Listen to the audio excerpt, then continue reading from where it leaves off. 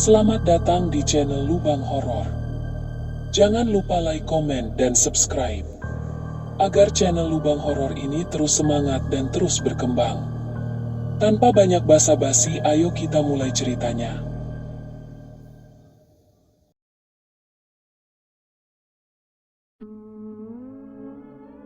Rian, dengan langkah-langkah tegap namun penuh keyakinan yang berlebihan, terus melaju menembus kerapatan hutan lereng Gunung Merapi. Peringatan warga di kaki gunung, yang bersuara lirih dan syarat kearifan lokal tentang hutan angker yang dihuni arwah penasaran, hanyalah angin lalu baginya. Ia menganggapnya sebagai tahayul kuno yang tak relevan bagi seorang pendaki berpengalaman seperti dirinya. Pohon-pohon menjulang tinggi di sekelilingnya. Siluetnya perlahan mulai menyatu dengan senja yang mulai merangkak naik, membentuk bayangan-bayangan panjang yang menari-nari di antara celah sinar matahari terakhir. Namun, semakin dalam ia melangkah, semakin pekat pula rasa sunyi yang mencekam. Udara dingin mulai menusuk kulit, membawa serta aroma lumut basah dan tanah gembur. Jalur setapak yang semula terlihat jelas kini samar, tertutup guguran daun-daun kering. Sekejap mata, kabut tebal bak kain kafan putih merayap turun dari puncak gunung, memeluk seluruh hutan dalam pelukan dingin yang menyesakkan. Jarak pandang menyempit drastis, hanya menyisakan beberapa meter di hadapan Rian. Ditemani derit ranting patah di bawah pijakannya, sebuah bisikan samar mulai terdengar, seperti hembusan napas panjang dari kedalaman hutan. Suara itu begitu tipis, seolah angin yang berdesir, namun terlalu terstruktur untuk sekadar bisikan alam. Bisikan itu terdengar lebih seperti rintihan, lalu disusul tawa cekikikan yang menggema, datang dari segala arah, seolah berputar mengelilingi dirinya. Rian menghentikan langkah, napasnya tertahan di tenggorokan, mencoba mengidentifikasi sumber suara. Jantungnya mulai berdetak tak beraturan, bukan karena kelelahan mendaki, melainkan karena getaran aneh yang menjalar di tulang punggungnya. Kesadaran akan kesendirian di tengah hutan yang mulai gelap ini tiba-tiba menghantamnya, menusuk ke dalam rongga dada. Perlahan, di antara pepohonan yang diselimuti kabut, sebuah bayangan hitam melintas, bergerak cepat, hanya sekelebat pandangan mata, cukup untuk membuat Rian menelan ludah dengan susah payah. Bayangan itu seperti sosok tanpa wujud, bergerak gesit di balik dedaunan lebat, seolah mengawasi, menunggu, dan perlahan-lahan menutup celah pelarian Rian. Hutan yang semula ia anggap sekadar tantangan fisik kini terasa seperti penjara, dengan dinding-dinding tak terlihat yang perlahan menyempit, dan entitas tak kasat mata yang mulai menunjukkan eksistensinya. Kabut semakin tebal, melahap sisa-sisa cahaya senja dan membuat setiap pepohonan tampak seperti siluet hantu. Rian mencoba mempercepat langkah, namun sulit, sebab pandangannya terbatas. Bisikan-bisikan yang tadinya samar kini terasa semakin jelas, melilit pendengarannya seperti benang kusut.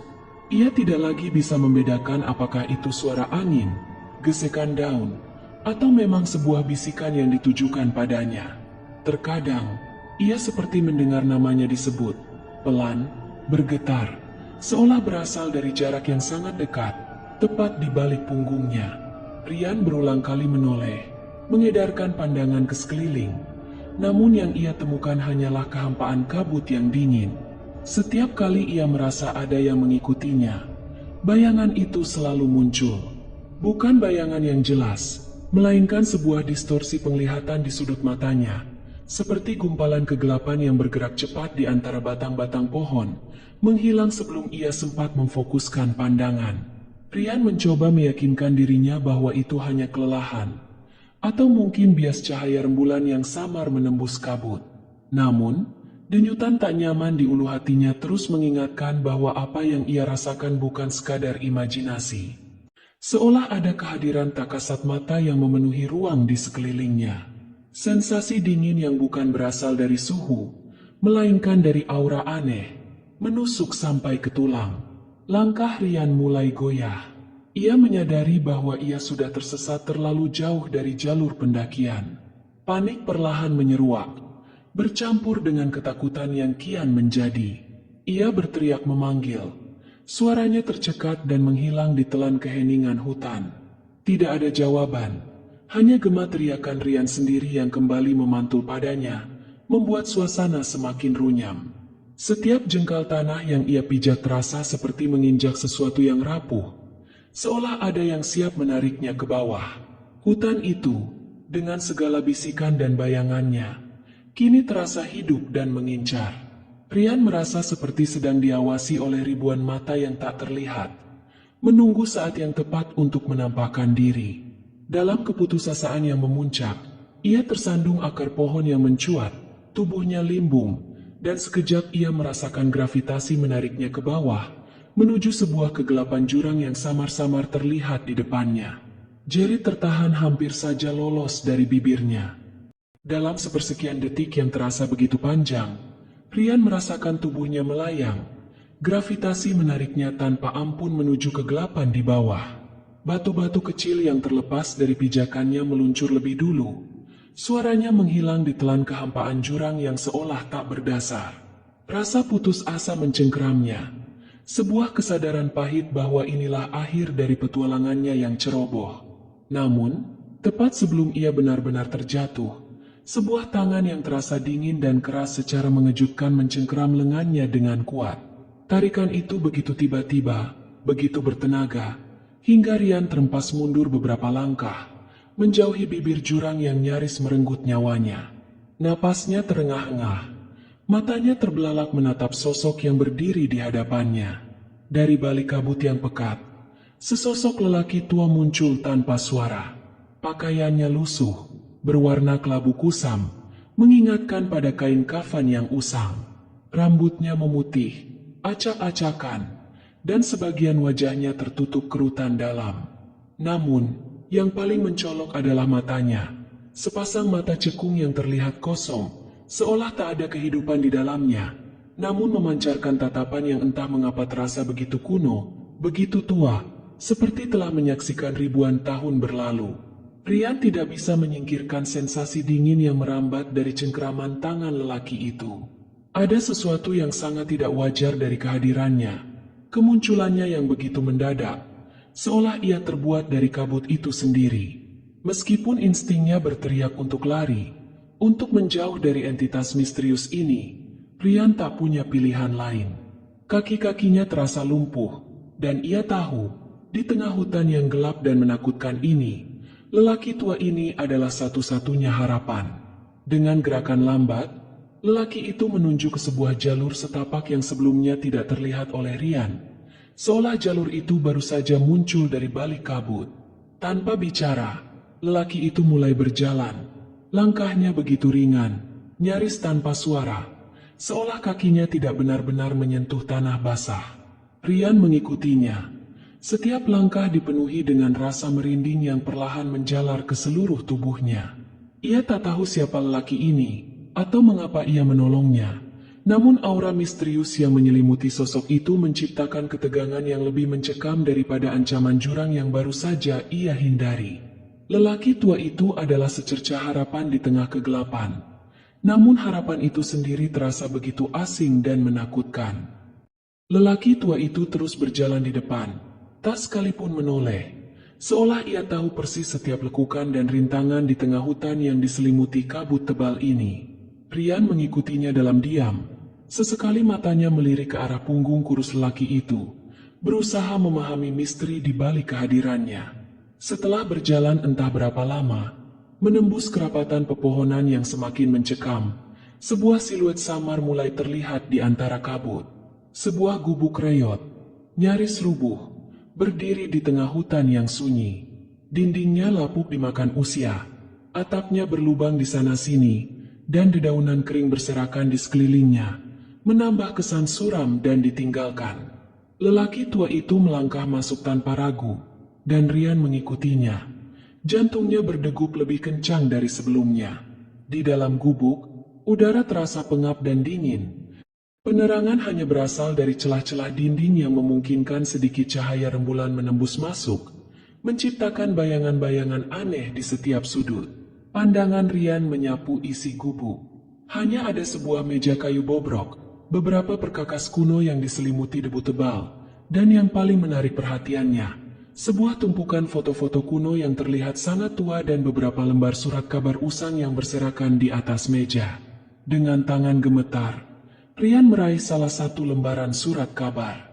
Kertasnya menguning dan rapuh, huruf-huruf cetaknya nyaris tak terbaca. Namun ia bisa menangkap beberapa kata kunci. Matanya terpaku pada sebuah judul besar yang terpampang di halaman depan, bertuliskan, "Penjaga makam hilang secara misterius di lereng Merapi." Di bawah judul itu, tertera tanggal publikasi, 20 tahun yang lalu. Jantung Rian serasa berhenti berdetak. Ia membaca artikel itu dengan tergesa-gesa.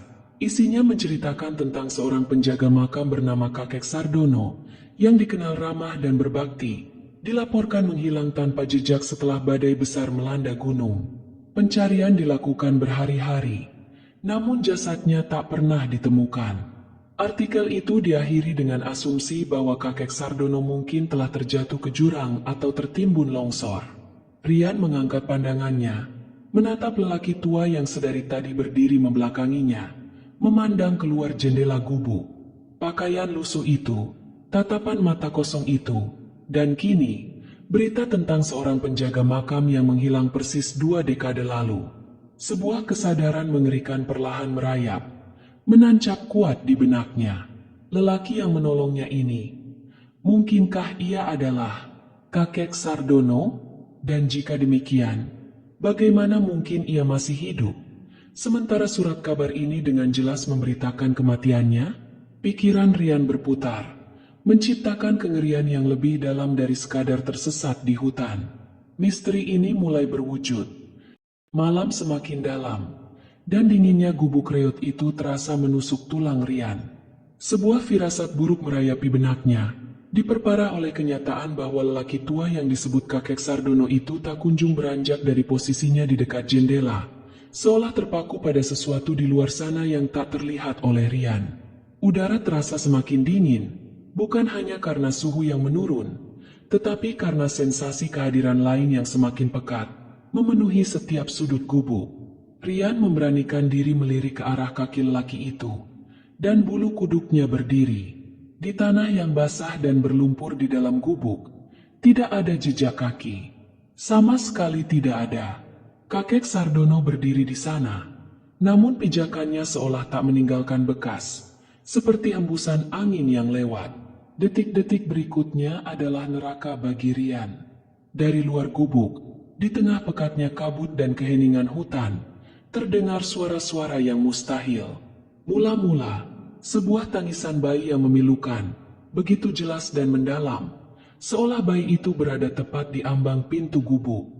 Tangisan itu diikuti oleh suara jeritan wanita yang melengking, penuh penderitaan, menusuk gendang telinga Rian hingga ia harus menahan napas. Suara-suara itu saling bersahutan, mengelilingi gubuk, menciptakan simfoni horor yang membuat jantung Rian berdegup tak karuan. Ia menatap keluar jendela, mengikuti arah pandang kakek Sardono. Di sana, di antara gulungan kabut yang bergerak cepat, Rian mulai melihatnya. Bayangan-bayangan hitam tak berbentuk, seperti gumpalan asap pekat yang bergerak dan berkerumun di balik pepohonan. Mereka tidak memiliki wujud yang jelas, namun Rian bisa merasakan keberadaan mereka, seolah mata-mata tak terlihat tengah mengawasinya dari kegelapan. Bayangan-bayangan itu perlahan mendekat, semakin banyak, mengelilingi gubuk, seolah sebuah pertemuan hantu tengah berlangsung, dan ia adalah satu-satunya manusia yang terjebak di tengahnya. Tiba-tiba, kakek Sardono berbalik. Wajahnya yang semula pucat dan berkerut kini mengalami transformasi yang mengerikan. Kulitnya menyusut dengan cepat, menarik ke dalam, memperlihatkan tulang-tulang wajah yang menonjol. Matanya semakin cekung, kosong, dan dalam hitungan detik, wajahnya berubah menjadi tengkorak yang mengerikan, dengan lubang hidung gelap dan barisan gigi yang menyeringai. Rian tak bisa berteriak. Suaranya tertahan di kerongkongan. Tengkorak itu, yang sebelumnya adalah kakek Sardono, mendekat padanya, tubuhnya melayang tipis di atas tanah. Dari rongga mulut yang mengerikan itu, sebuah bisikan serak keluar, dingin dan berat, seperti desahan tanah kuburan.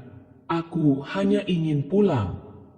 Dan kemudian, dalam semburan angin dingin yang aneh, tubuh kakek Sardono, atau apapun wujudnya, menghilang. Yang tertinggal hanyalah kehampaan, hawa dingin yang menusuk, dan suara tangisan serta jeritan yang kini terasa semakin dekat. Seolah mereka baru saja kehilangan mangsa yang berharga. Rian tertegun, otaknya berusaha memproses apa yang baru saja ia saksikan. Ia tidak sendirian di hutan itu. Ia tidak pernah sendirian. Ia telah ditolong oleh sesuatu yang bukan dari dunia ini, dan kini ia harus melarikan diri dari apapun yang mengincar di sekitarnya. Kepanikan menguasai Rian. Otaknya memerintahkan satu hal. Tanpa memedulikan arah, ia menerjang keluar dari gubuk reot itu, menerobos kabut yang semakin pekat dan suara-suara gaib yang kini terdengar lebih dekat, seolah mereka mengejarnya. Udara dingin terasa mencekik, dan setiap langkahnya terasa berat, seolah ada tangan-tangan tak terlihat yang berusaha menahannya. Dedaunan basah mencambuk wajahnya, ranting-ranting kering mencakar kakinya, namun ia tak merasakan apa-apa selain dorongan untuk menjauh, untuk meloloskan diri dari mimpi buruk yang nyata ini. Ia berlari tanpa henti, tersandung akar dan batu, sesekali terjatuh, namun bangkit lagi dengan sisa tenaga.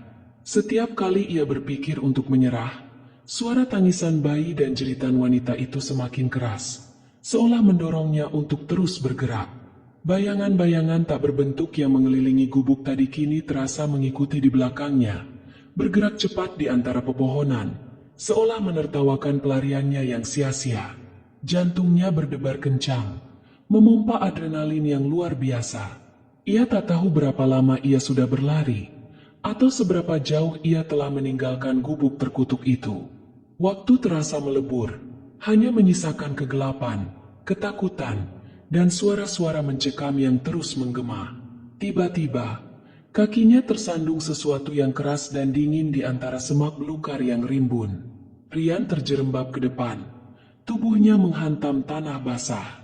Napasnya tersengal, ia berusaha bangkit, namun pandangannya tertuju pada benda yang baru saja membuatnya jatuh.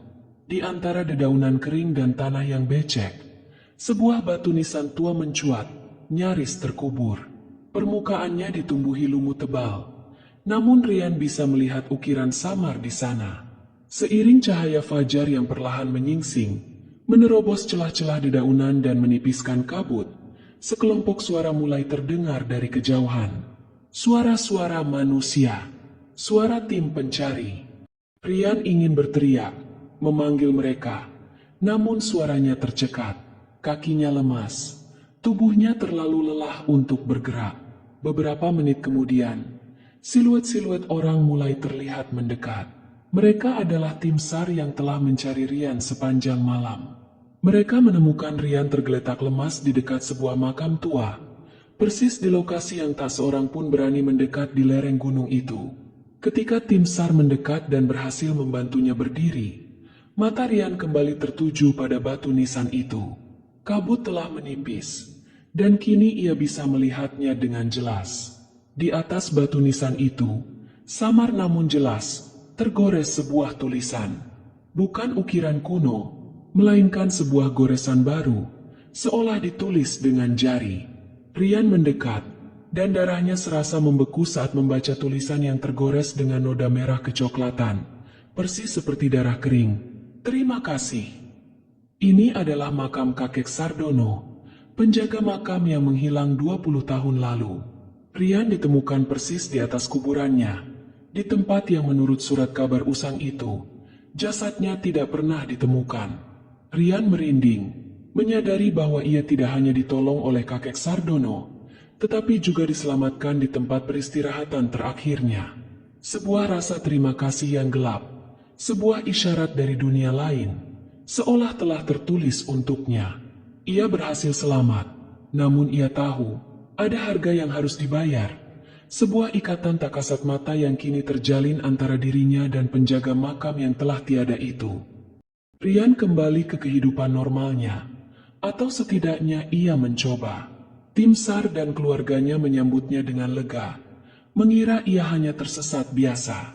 Ia tak berani menceritakan apa yang sebenarnya ia alami, tentang lelaki tua tanpa jejak kaki, tentang gubuk reot dan surat kabar usang, apalagi tentang wajah tengkorak dan bisikan, "Aku hanya ingin pulang."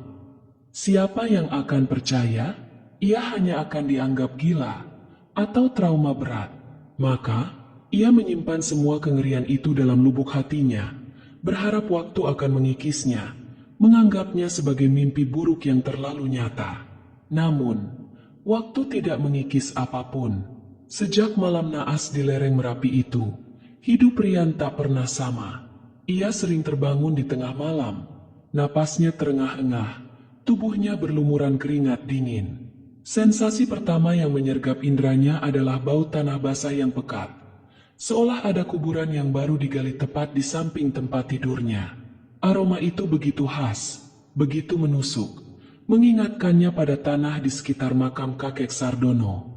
Kemudian, terdengar suara langkah kaki. Bukan langkah kaki berat yang jelas, melainkan suara gema, seperti langkah yang sangat pelan dan ringan, bergerak mengelilingi kamarnya. Suara itu begitu samar, nyaris tak terdengar, namun cukup untuk membuat bulu kuduk Rian berdiri. Ia tahu, ia tidak sendirian. Ia seringkali merasakan tatapan, sebuah kehadiran dingin yang tak terlihat, seolah ada yang berdiri mengawasinya dari sudut ruangan. Ia berulang kali menyalakan lampu, memeriksa setiap sudut, namun tidak ada siapapun di sana. Hanya bayangan-bayangan yang menari di dinding, dan rasa dingin yang semakin menusuk. Rian mencoba mengabaikannya, berusaha meyakinkan dirinya bahwa itu hanya halusinasi akibat trauma. Ia bahkan sempat mendatangi psikolog, namun tak berani mengungkapkan inti permasalahannya. Gejala-gejala itu semakin parah. Suara langkah kaki itu kini terdengar lebih jelas, terkadang disertai bisikan samar yang tak bisa ia pahami, namun terasa seperti panggilan, sebuah pengingat akan ikatan yang terjalin malam itu. Ia merasa seperti ada jaring tak kasat mata yang perlahan melilitnya, menariknya kembali ke dalam kegelapan yang nyaris merenggut nyawanya. Setiap malam, ketika bulan bersinar terang, Rian akan menatap bayangannya di cermin, mencoba mencari tahu apa yang telah berubah dalam dirinya.